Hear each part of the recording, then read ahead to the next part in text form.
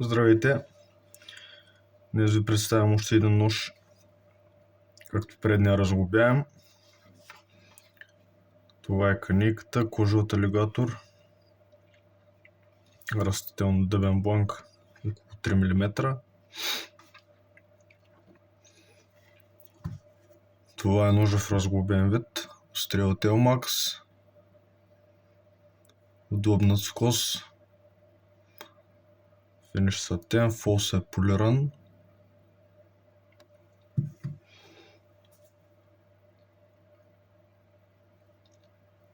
Гарда е горещо оксидиран.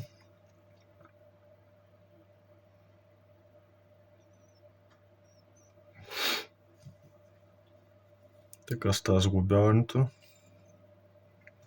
Двата нита са с еднаква дължина, така че дори и да бъдат разменени, няма проблем.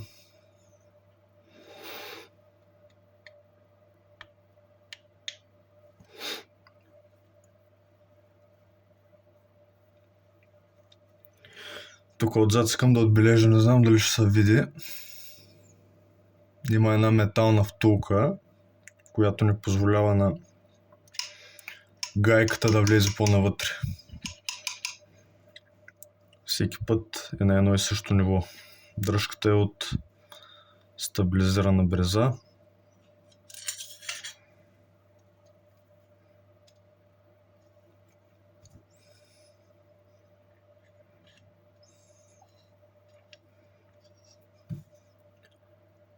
Ключето.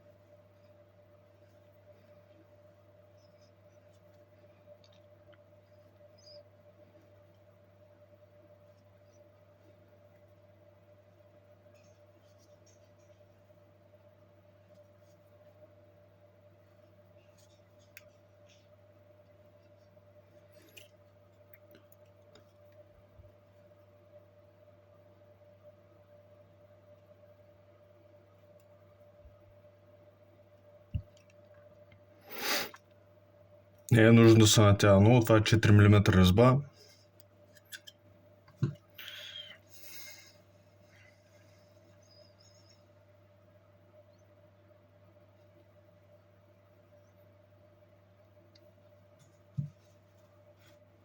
Благодаря за гледането.